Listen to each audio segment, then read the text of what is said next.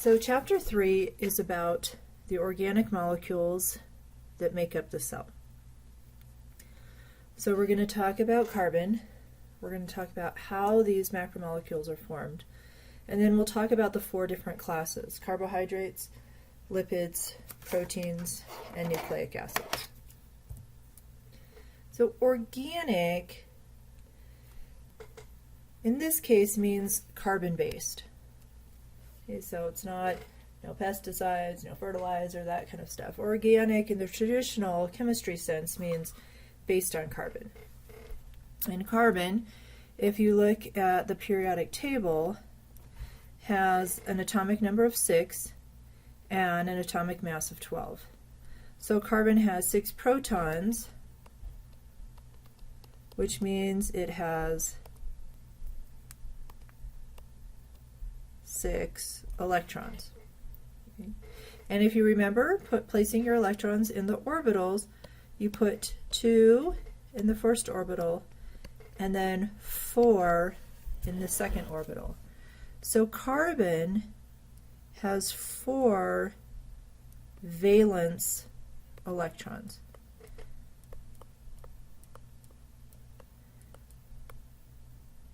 And the valence electrons are the ones that we are most interested in for bond formation. Okay. So this means carbon, let me change colors. This means carbon needs 1, 2, 3, 4 more electrons to become stable. So carbon can make a variety of shapes. So carbon can make carbon-carbon single bonds where it's sharing 2 electrons. And then you would still have 3 bonds for each carbon. Carbon can make carbon-carbon double bonds, and that means there's still 2 more bonds for each carbon to make with some other molecule or atom. And carbon can actually make carbon triple bonds, and it still has another bond that it can make. So this is, it's hard to see here, but there's a triple bond, there's a double bond, double bond, double bond, bunch of single bonds, which means that carbon can make all these different branching shapes. The key to this is that carbon can make very complex molecules. So carbon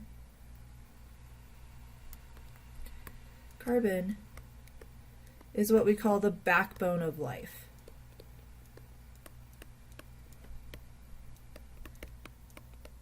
And that is due to its ability to make those 4 bonds, which means it can make very long chains, it can make very diverse shapes, and as we're going to talk about all semester, shape or structure equals function. So the more diverse shapes you can make, the more diverse functions a carbon-based molecule can have. Something else I want you to recognize when we talk about molecules are what we call functional groups. Okay.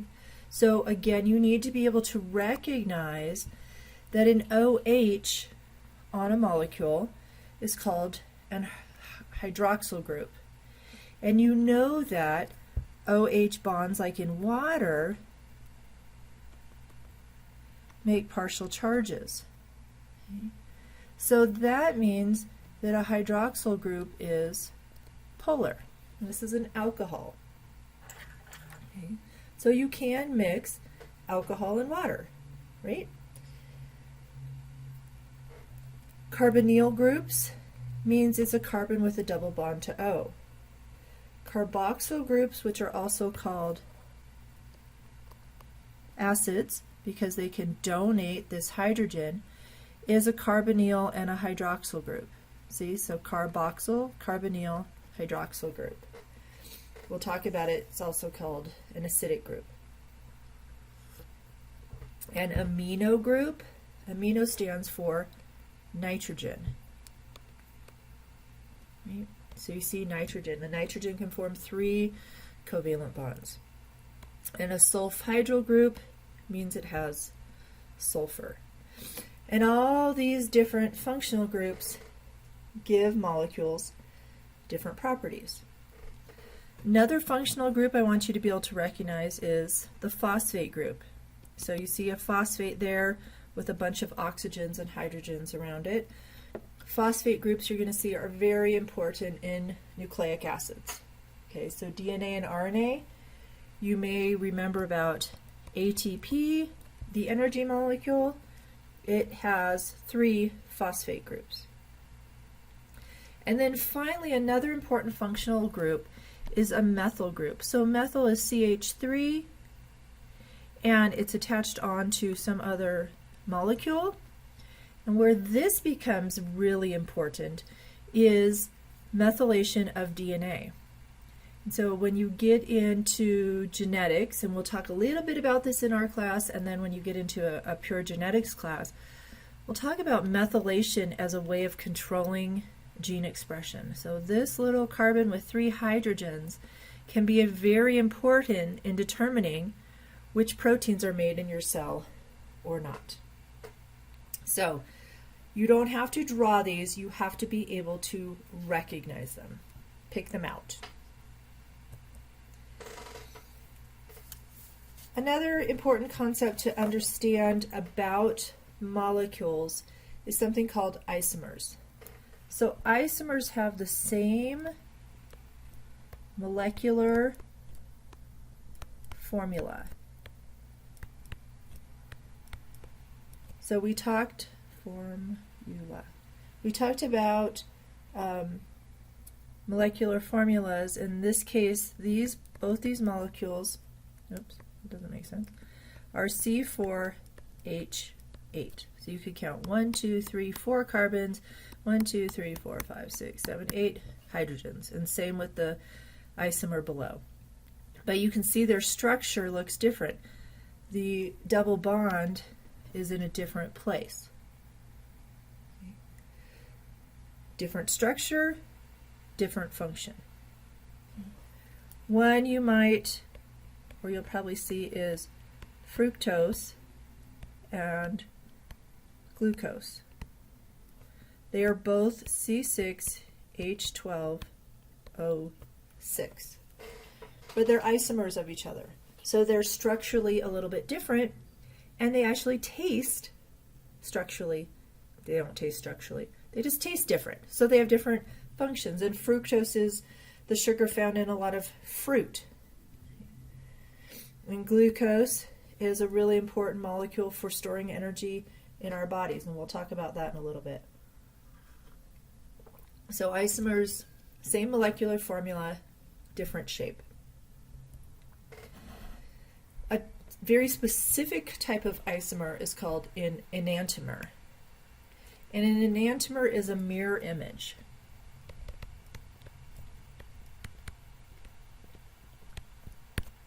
Okay. So if you looked at your 2 hands, they are mirror images of each other. They're not the same. You can't put one hand on top of the other hand, like stacking it, and your thumbs will stick out, right? So a lot of molecules in biology have enantiomers, mirror images. Even though they're mirror images, they are different structurally. That means they have different functions. What I think is really cool is to look at this example. So, ibuprofen, Advil. A lot of us take this for pain, inflammation. So there's 2 enantiomers, 2 mirror images, same exact number of carbons and hydrogens and oxygens. The one in what we call the S shape works for pain and inflammation. The one in the R shape doesn't. So when chemists are making molecules in the lab, they have to be careful about how those atoms go together to make the correct enantiomer. There's another one, albuterol for asthma. In this case, the R shape is effective and the S isn't. Thalidomide is a sedative, but one of the enantiomers causes birth defects. And thalidomide was given to women to help calm their pregnancy and their morning sickness, and then they found out that what they were making was a mix of both isomers, both enantiomers. And so while they were sedating the women so they didn't have such bad pregnancy symptoms, they actually ended up causing birth defects in these children, and a lot of children were born without fully developed limbs. So just because you have the chemical formula correct, you've got to get the shape correct. So what we're going to talk about are the organic macromolecules of a cell. We're going to talk about carbohydrates, lipids, proteins, and nucleic acids. And the cool thing about them is that they are all except for the lipids, assembled and broken down the same way. Okay. Now you're going to see at the bottom of a bunch of these slides, there are links to videos. I highly suggest you look at them. They're only a few minutes long, and they're more animations that go along with this information. So you can always pause, click on the link, come back, watch the rest of the video later. So synthesis, or making macromolecules, is also called anabolism. So if you've heard metabolism, metabolism is actually the combination of anabolism, synthesis, and catabolism, breaking down, and we'll see that in a second. So the way that these macromolecules are made is something called dehydration synthesis. You know, dehydration means you're losing water, right? When you become dehydrated, you need to go drink a bunch more water. So what is happening here is that this little molecule, and we're going to talk about what these circles represent in a minute, can combine with another molecule, and when they form the covalent bond, they lose water. Dehydration synthesis. You lose one water for every bond you make.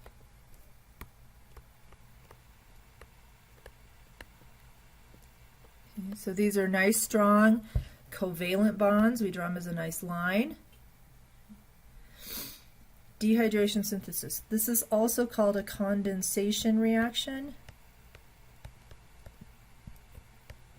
Means the same thing. And you know, when you get condensation, that means water showing up. So you have water produced. Now, these things don't just happen spontaneously. They require enzymes, and we will talk about enzymes in chapter 6. Breakdown is catabolism. So if our body has a big macromolecule, like maybe you're eating a Snickers bar and it's got all this complex sugar in there, you want to break it down, release some energy. So that process is called hydrolysis, which literally means breakdown by water.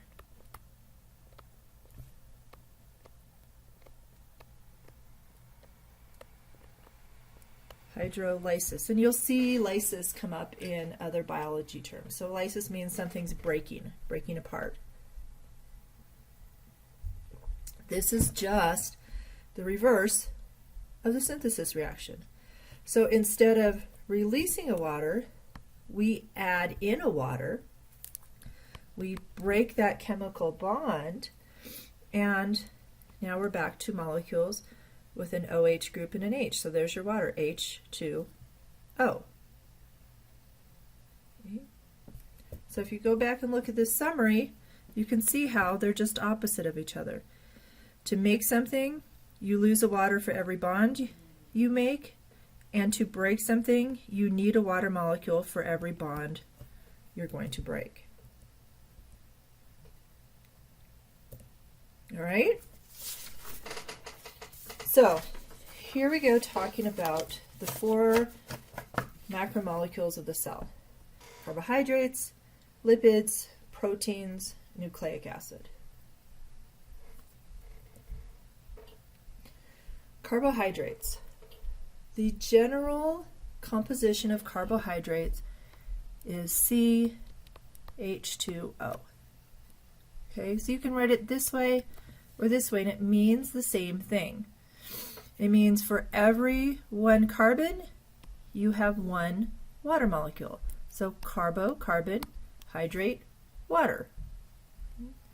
So if you have 6 carbons, then you plug 6 into N, and you get C6. For every carbon, you need 2 hydrogens, so you get H12, and you get O6. And this is for a lot of monosaccharides. Now, I should be careful. This is a hexose. That means it has 6 carbons. Pentoses have 5. Trioses have 3. But you can see that you can start to put different carbohydrates together, different monosaccharides, and you can get disaccharides and trisaccharides, and then these big things called polysaccharides. So monosaccharide, oops, thing's going crazy. Monosaccharide is the building block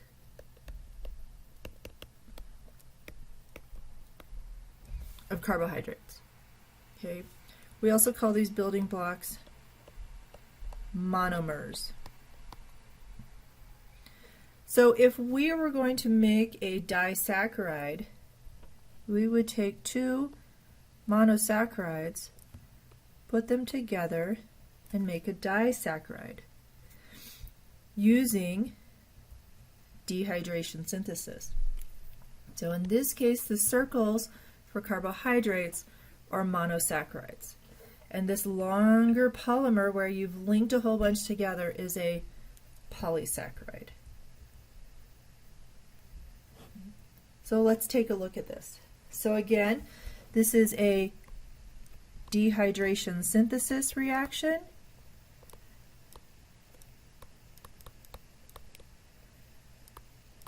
We take 2 carbohydrates, or monosaccharides, sorry. We put them together so you can see they are now linked here between this hydrogen and this hydroxyl group. Those are removed and makes the water.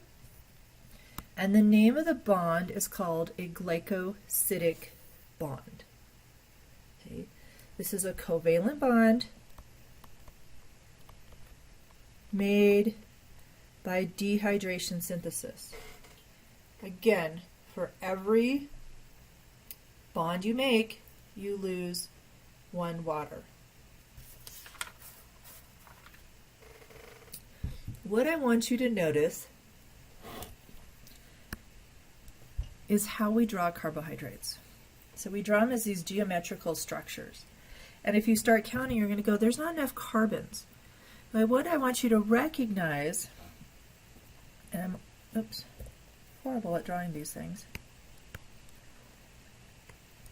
is that every angle on this molecule, except for where there's an oxygen, represents a carbon. So this is carbon, this is carbon, this is carbon, this is carbon, this is carbon. Okay.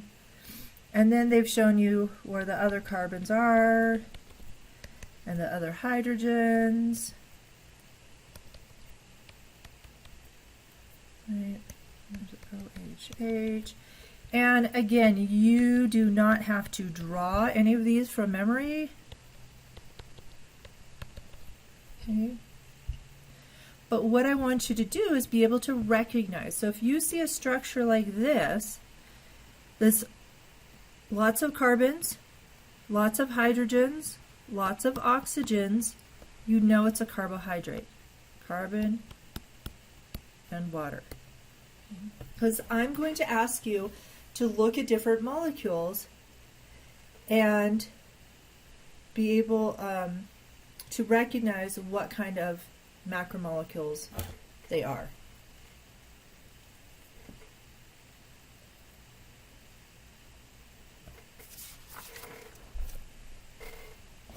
So again, carbohydrates, here's glucose and fructose. Remember I told you they were isomers of each other. So they have the same number, C6H12O6 of molecules, but they look structurally different. You can combine glucose and fructose to make sucrose. Here's your glycosidic bond. Sucrose is table sugar. I am not going to ask you to recognize sucrose or glucose or fructose, but rather I want you to recognize that this is a monosaccharide, another monosaccharide, and this is a disaccharide. And what I want to point out here is that there's different kinds of what we call linkages, or how the glycosidic bond is made. Again, you don't have to recognize these, but I want you to understand the importance of structure and function. So let's take a look at some large carbohydrates. So we have something called starch, which you probably recognize the name as in potatoes, for instance, or in breads, lots of starchy products, right? So starch is an energy source in plants. So just know I write energy as E.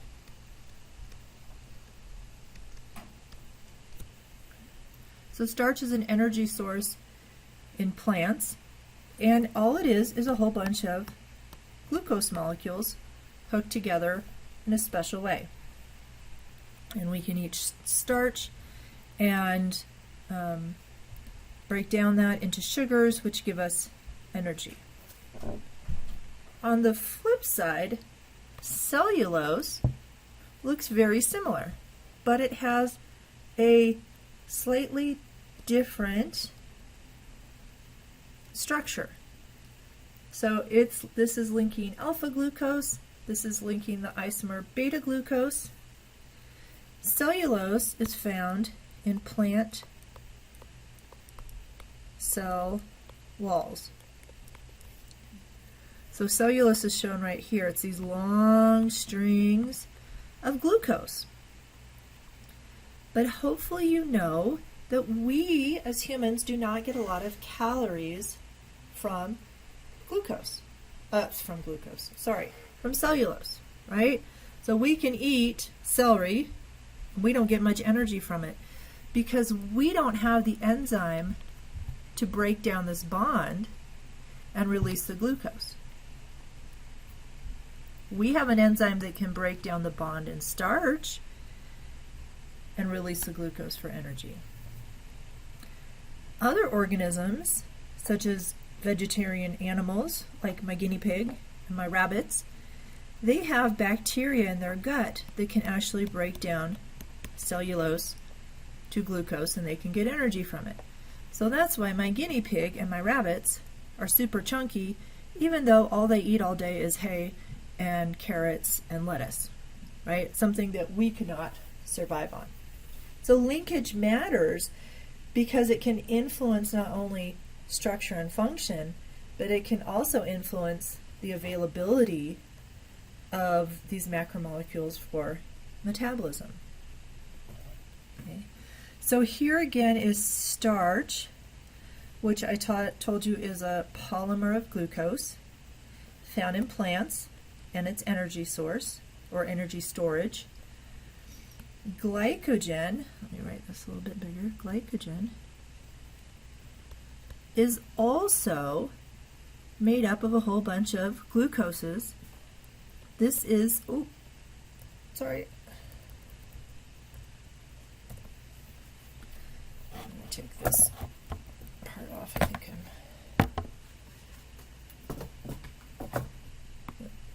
so glycogen is energy storage in animal cells. And you can see the big structure is different. Glycogen has these branches coming off, whereas starch is these long kind of alpha helices, okay? Cellulose, these long strands, and there's one more that I don't have a picture of, but it's called chitin.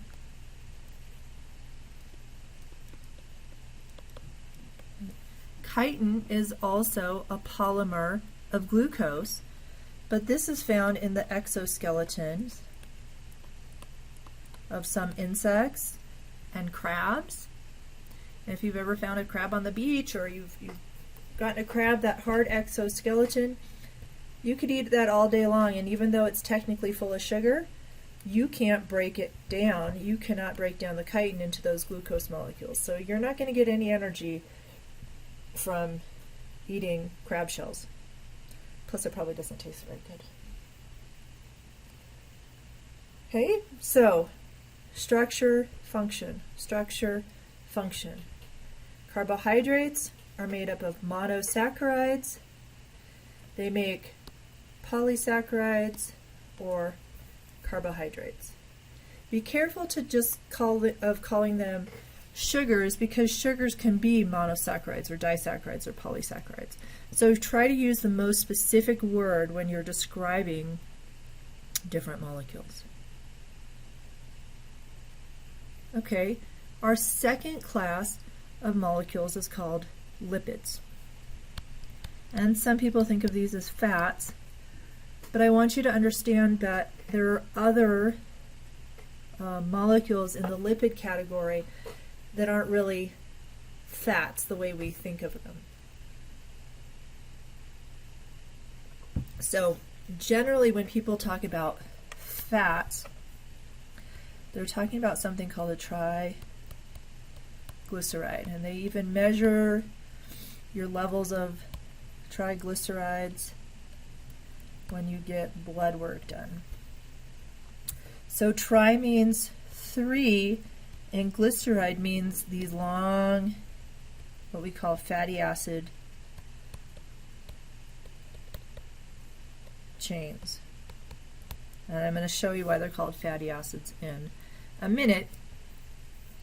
But this slide is important because it shows you, first of all, that fats and lipids are non-polar for the most part. And of course there's always exceptions. But they're non-polar because all of these up and downs are really representing carbon, carbon, carbon, carbon, carbon, carbon, carbon. Okay? So every peak, here, here, here, here, here, just like you saw with every corner of a saccharide, represents a carbon. So there's lots of carbon and then lots of hydrogen. And what I want you to see is, compared to the carbon, there's very little oxygen. Right?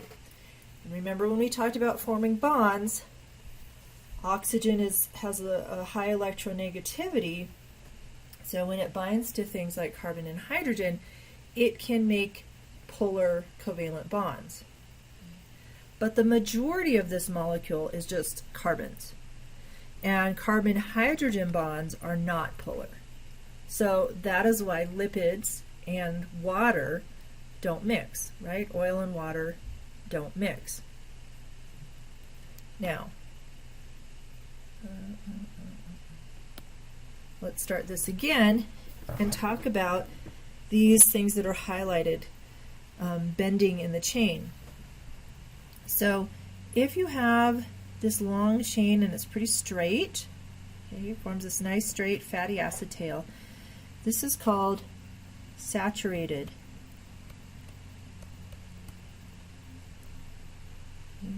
And it's made of all carbon-carbon single bonds. And the saturated means it has as many hydrogens as possible. So, saturated fatty acids have these nice straight long chains, and you can see that they can pack nice and tight. Butter, margarine, is an example of something with high saturated fat, right? Because all these molecules can pack tight together, you can pack lots of them together, and at room temperature they're this semi-solid called butter, okay, or margarine. Now you can imagine why this is not as good in your system as something that is liquid at room temperature, right? This is the stuff that starts to clog your arteries because it can pack nice and tight together and clump up. Unsaturated fats mean they have at least one carbon-carbon double bond. So what I want you to see is if you had a carbon-carbon single bond, you know carbon can make 4 bonds. I hate this thing. Okay, you have C2H6, maximum number of hydrogens you can have. Okay, let me move this down. But when you have a carbon-carbon double bond, this carbon already has 1, 2. It can only make 2 bonds with hydrogen. And the same with this one. So this is C2H4. It has less hydrogen than the saturated. So we call it unsaturated. It does not have the max number of hydrogen molecules. Okay, cool. Why do we care? Well, these double bonds, it's shown right here, that makes a represents a double bond.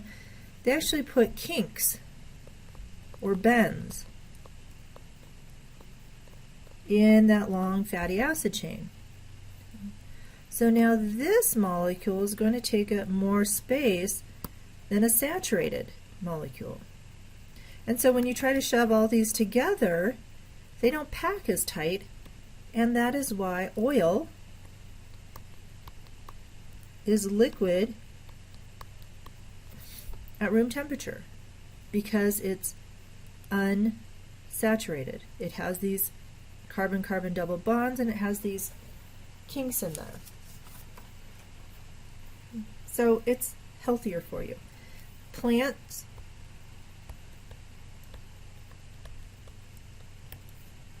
use unsaturated fats. Animals, saturated fat.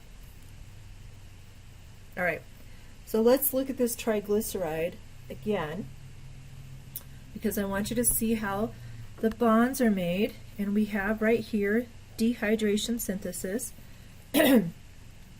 So triglycerides, and these numbers are saying there is 15, 1, 2, 3, 4, like this, long chain, right? So when you put this backbone of glycerol and you add these 3 fatty acid chains, you're making 1, 2, 3 bonds. You're releasing 3 water molecules. Dehydration synthesis. And this is called an ester bond.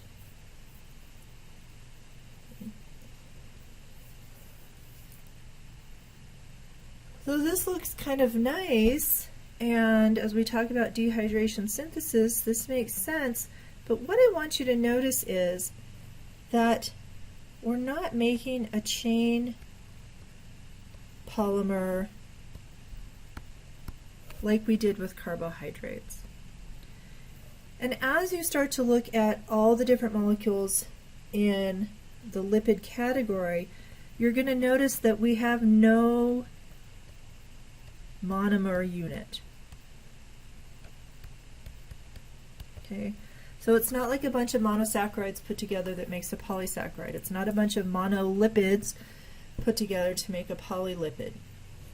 Lipids are very diverse. So let's look at some other ones. Here's a type of lipid called a phospholipid. Hopefully you start to recognize here's that functional phosphate group. Phospholipids only have 2 fatty acid tails. So they are quite different from a triglyceride. Plus they have this phosphate, and this phosphate, and I just drew all over it, and choline up here, you can see there's charges. So there's a plus, and there's a minus. So this, what we call head, is hydrophilic. We talked about this term when we talked about water. The tails are hydrophobic. So if a phospholipid has both a hydrophilic part and a hydrophobic part, what is that called? It's called amphipathic. Okay. Phospholipids are super important in making our membranes. And I will draw phospholipids like this. Represents a polar head and 2 fatty acid tails. So you can start to see that we don't, again, have these nice monomer units to hook together.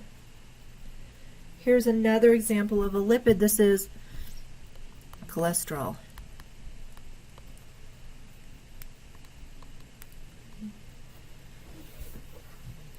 Looks totally different than the phospholipids and the triglycerides. It has these ring structures.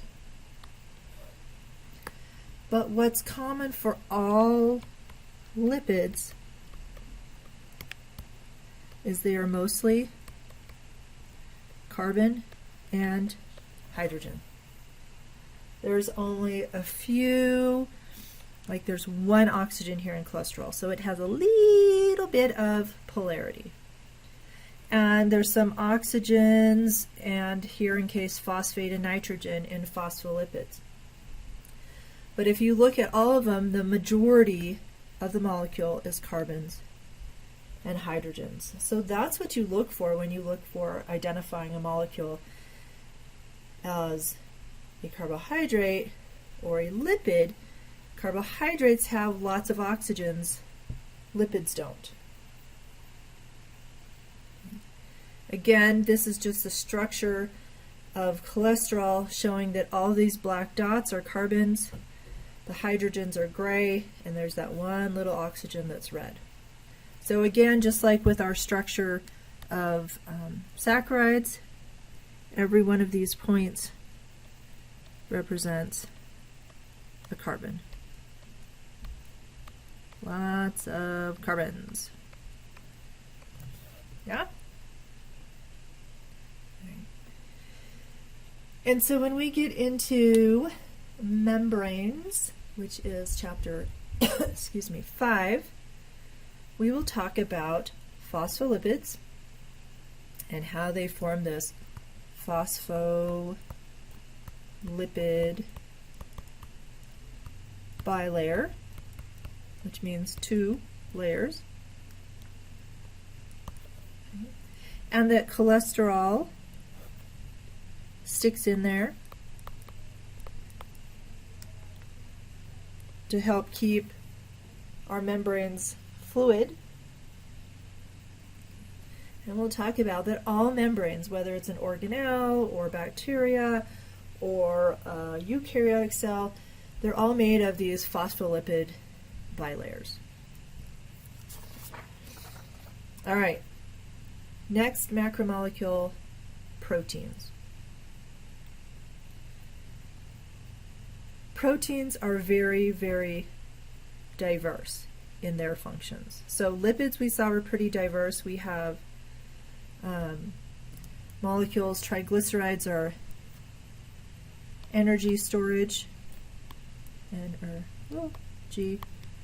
storage molecules. right? Some of the functions. Phospholipids and cholesterol are important in membranes.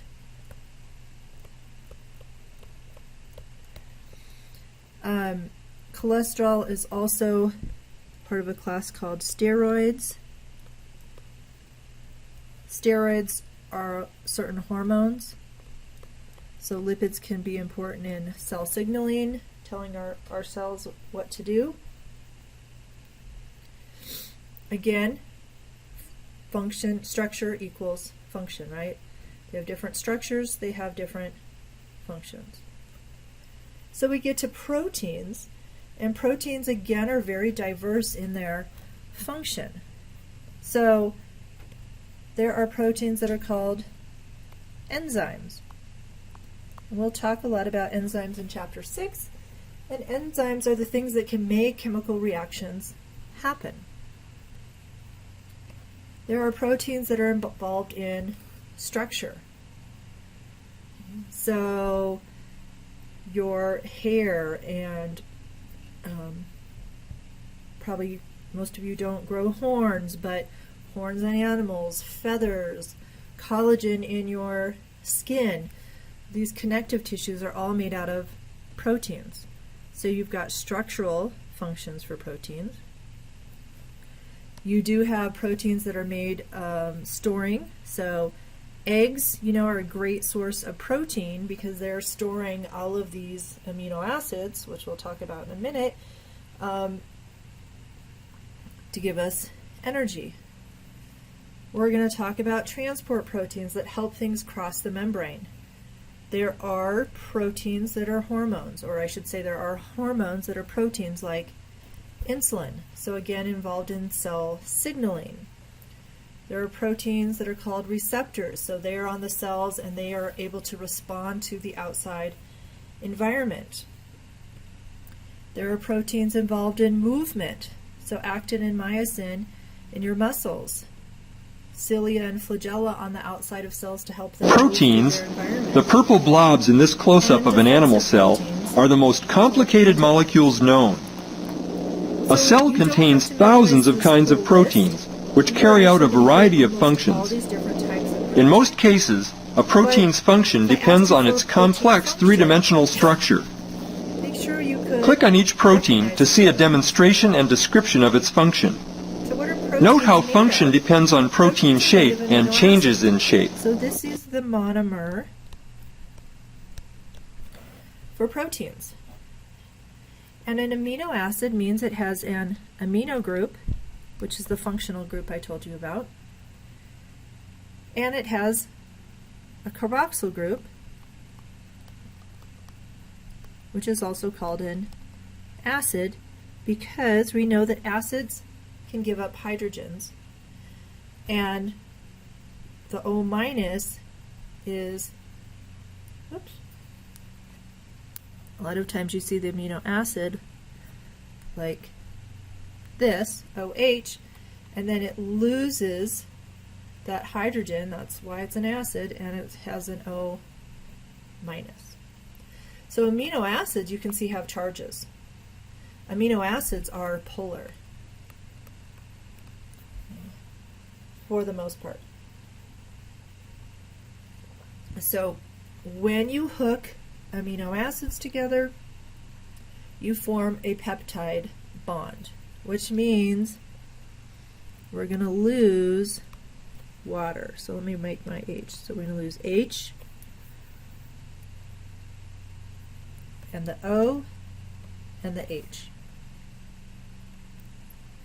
So we're going to lose water, dehydration, synthesis, and we make this bond. See if I can change my color again. Okay. We make this bond between this carbon and this nitrogen, and that's called a peptide bond. And again, this is a covalent bond. And it's always, it's always combining a carboxyl group from one amino acid to the amino group of another. And so amino acids, so proteins have what we call an N-terminus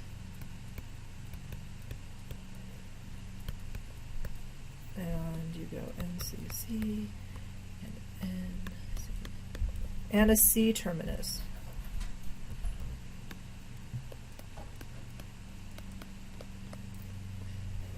All right. Oops. So you have a C terminus and an N terminus. And so to recognize an amino acid or to recognize a protein, you're looking for this repeating pattern of nitrogen, carbon, carbon, nitrogen, carbon, carbon, nitrogen, carbon, carbon, because you're hooking these amino acids together one by one in this long chain. There are 20 common amino acids. So let's go back here, and you see something called an R group. The R group is what is different for each of the amino acids. So in gold here is the nitrogen, carbon, carbon, what we call backbone, and in blue of all of these is the R group. And so you can see that the backbone is the same, but the R group changes. And the R group is what gives the amino acids their properties. So we have a whole bunch of amino acids that we call nonpolar because their R groups are made of primarily carbons and hydrogens, or there's some sulfur groups in here, but they don't have a bunch of oxygens which make polar covalent bonds. Versus we have amino acids here that are called polar. And some are polar because of partial charges. Right, so you can see on tyrosine right here, there's an OH. So you know that you've got a partial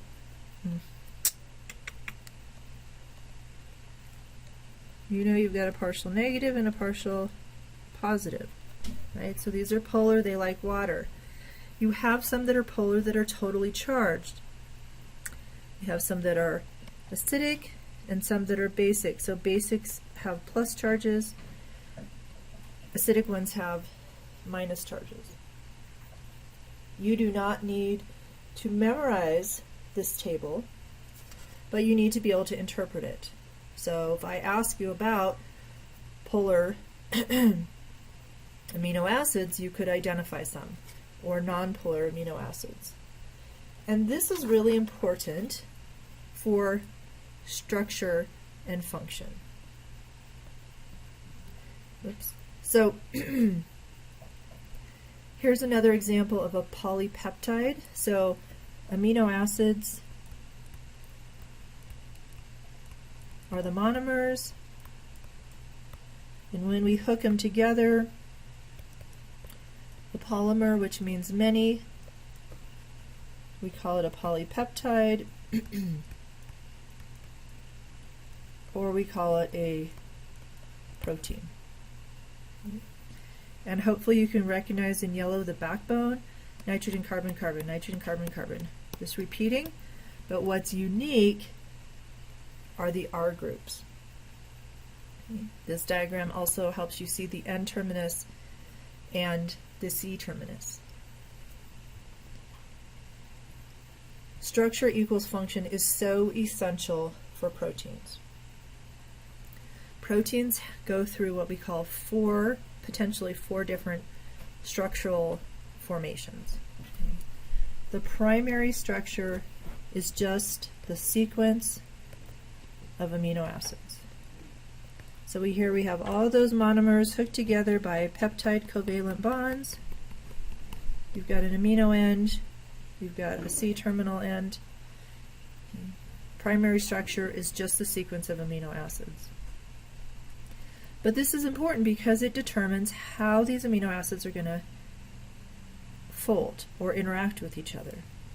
So secondary structure is a repeating structure. It's formed by hydrogen bonds, and you get something that's either called a beta pleated sheet, which you can see up here, or you get a structure called an alpha helix. So these are repeating structures formed by hydrogen bonds, very common in a lot of proteins. What becomes more unique to the proteins is the tertiary structure, or third level of structure. And this is due to the R groups interacting.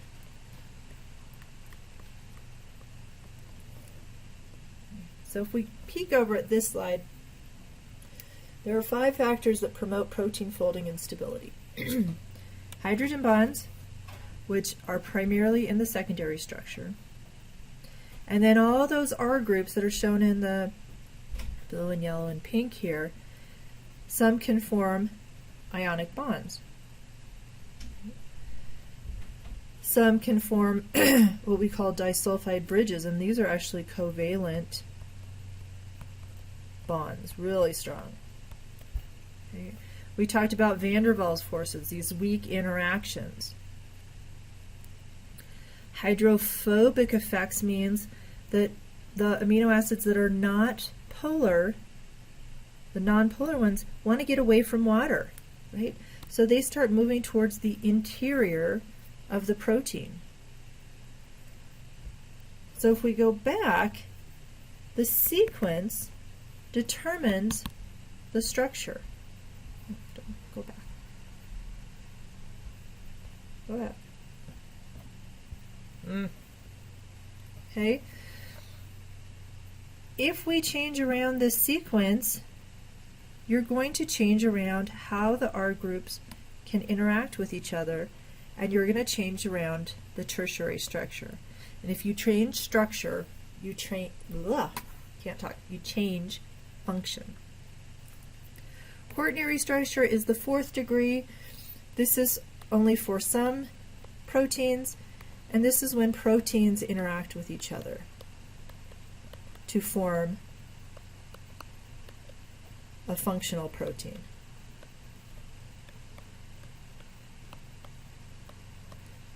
So some proteins have multiple subunits, and that they have to come together in order to function. So this is actually hemoglobin.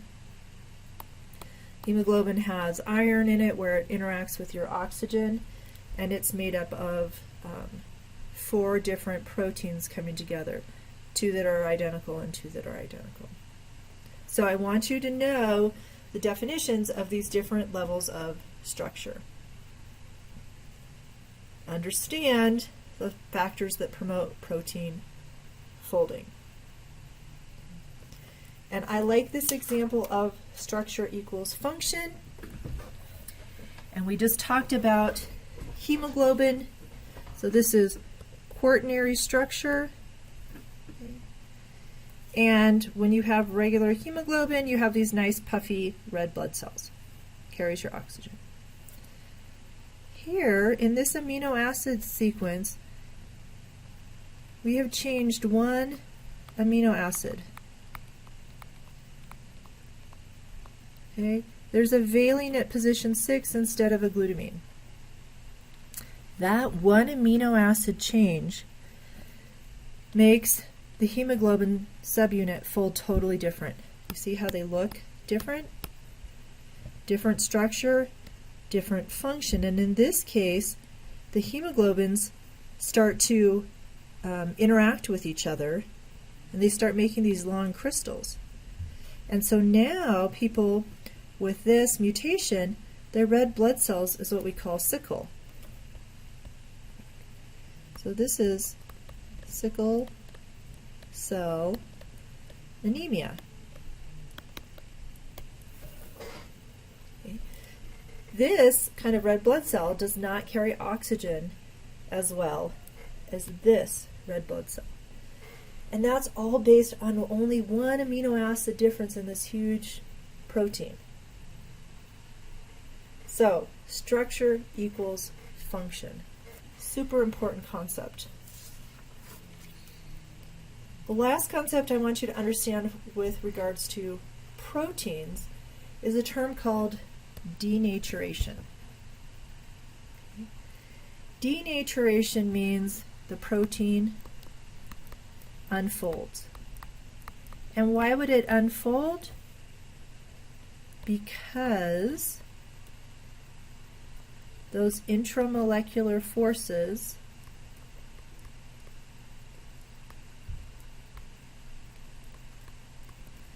are disrupted. So if we go back here, these are our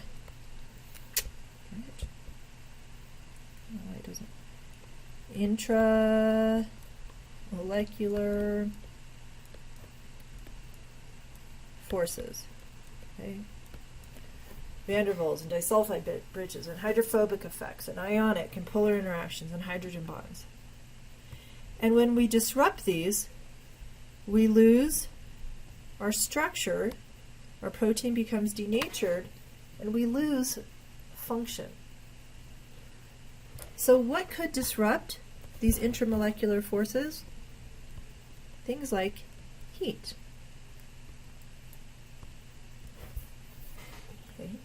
One of the reasons your body will generate a fever when you have an infection is because it's trying to denature the proteins in the bacteria or the virus that's infecting you. So if you break down their proteins, if you denature them so they can't fold properly, they can't function, and it gives your immune system a chance to attack and destroy that infection. The reason that a high fever can be so dangerous is that it can also denature your own proteins. This is also why we cook and heat things up. This is how we kill bacteria with heat, is that we're denaturing their proteins. We're messing them up so they can't function. And if the bacteria doesn't have proteins to function for replication, it can't grow anymore and you don't get sick.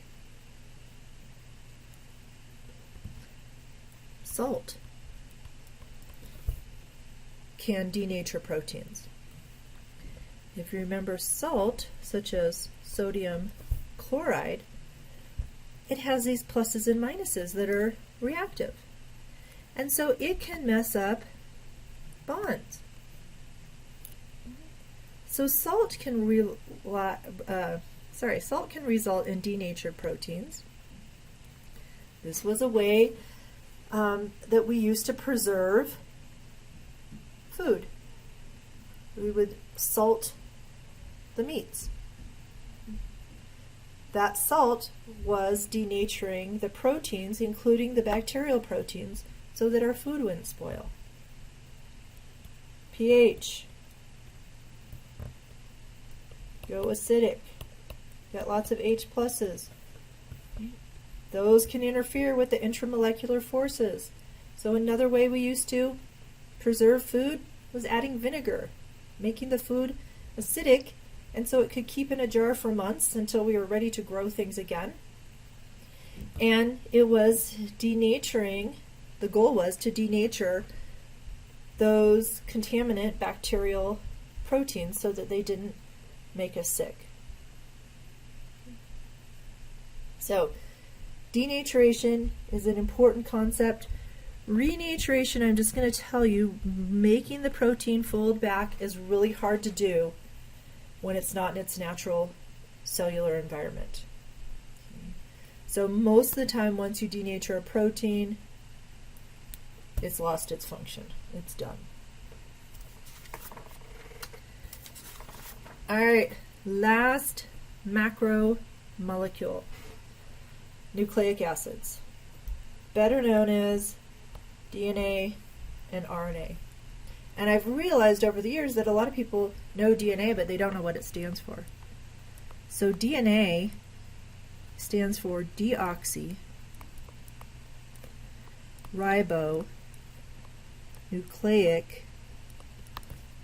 acid.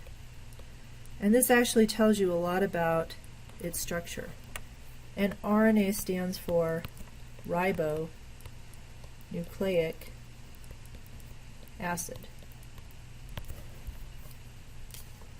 Okay. And you probably know that DNA is found as a double helix, and RNA is single-stranded, right? So DNA is double-stranded, and the strands twist around each other into this helix structure. So let's look at what nucleic acids are made of. Nucleic acids are made of something called a nucleotide. This is the monomer. And let's first look at RNA.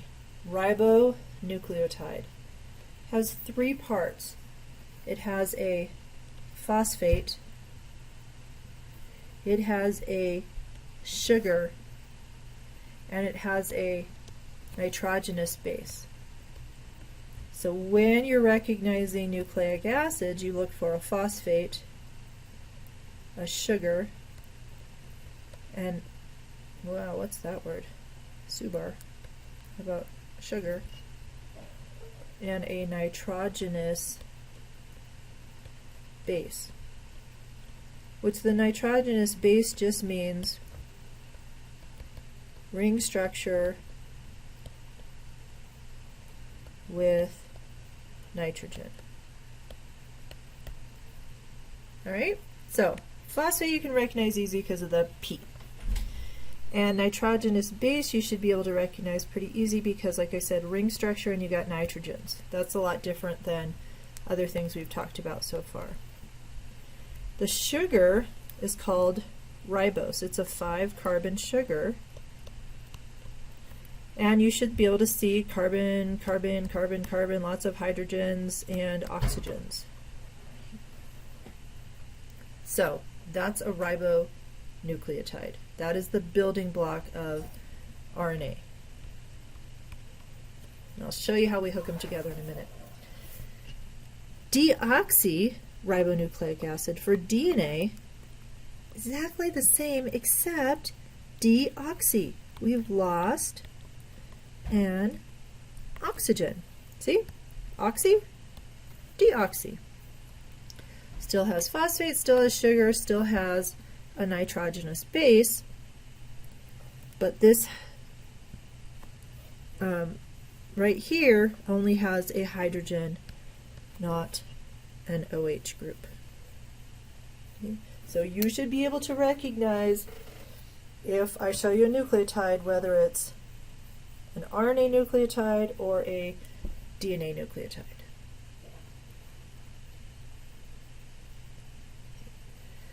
The nitrogenous bases are a little bit different between RNA and DNA. So up here is showing you the different bases that can go in to this spot.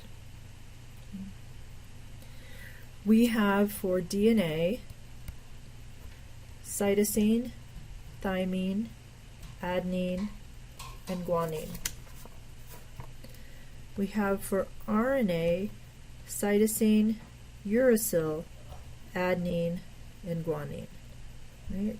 So we've got a different nitrogenous base, either thymine in DNA or uracil in RNA.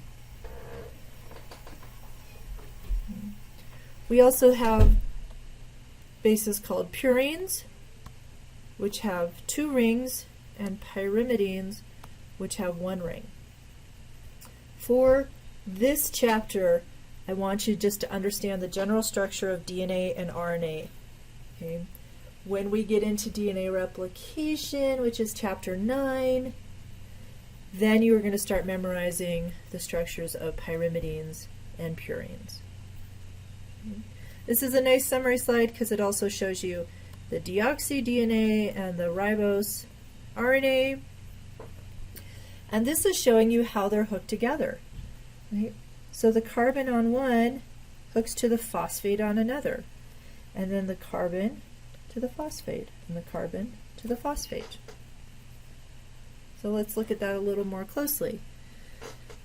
So we call the phosphates and the sugars the backbone, because that's the same for all DNA molecules or all RNA molecules. Just like the nitrogen-carbon backbone of proteins. What's different are the bases. So you could kind of think of these like the R group, although there are only 4 different bases for DNA, and there's 4 different bases for RNA. But right here, where the phosphate and the sugar connect, let's see if I can change colors, that is the bond, the covalent bond that links the monomers together, and that's called a phosphodiester bond.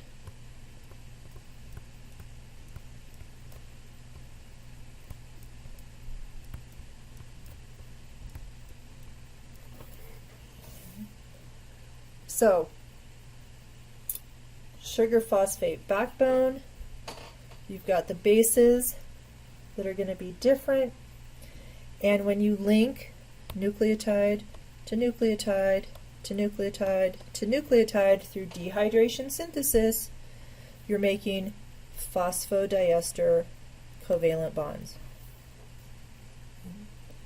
Just like with proteins, DNA has a direction or orientation.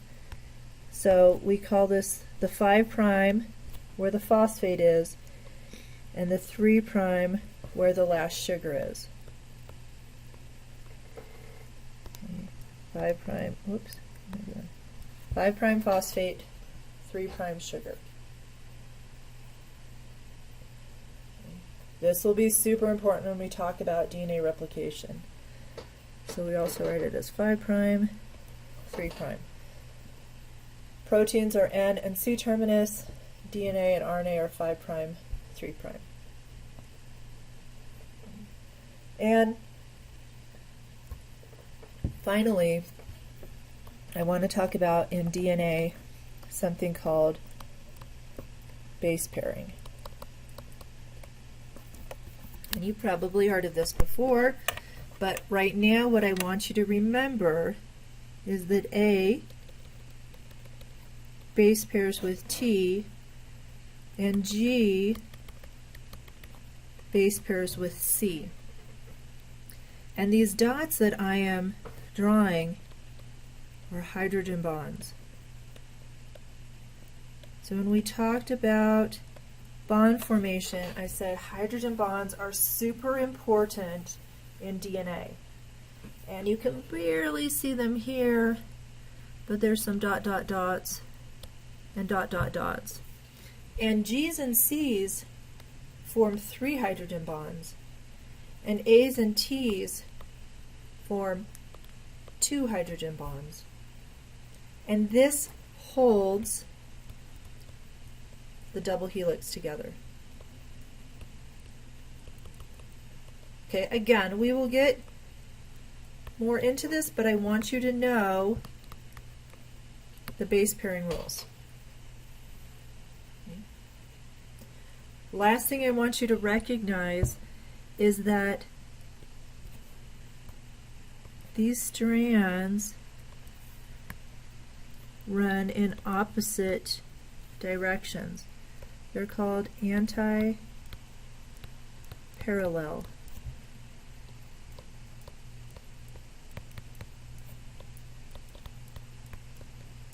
They go in opposite directions.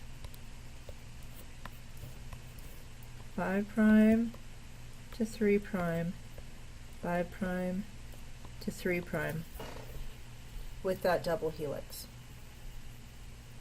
Okay. So I know lots and lots of information.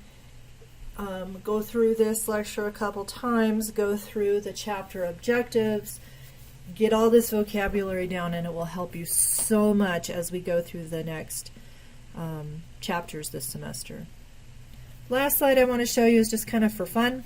I think it's super interesting. You probably know that most of life cells are made up of water. So here's a Typical bacteria cell, 70% water. And then of those macromolecules we were talking about, 2% polysaccharides, 15% proteins. Right? These are the things that do all this stuff in our cells. Lots of RNA, because we're going to talk about RNA is the middleman between DNA and proteins. And then DNA to hold your genetic information, or the bacteria's genetic information. 2% phospholipids, that's your membranes. And then we'll talk later this semester about ions and small molecules and how important they are in the cell. So the final slide I want to show you is this crazy one that you really know just about everything on here. Okay? This is another way to organize this like kind of flow chart, and it takes you through macromolecules, and then it takes you through the 4 types, and then it breaks it down into their different monomers and into their different functions and examples. So don't be overwhelmed by this. You have learned just about everything on this chart. All right, so that's chapter 3. That's macromolecules. Super important, like I said. Take your time, learn this stuff. It'll help you in future classes and definitely in future chapters for this class.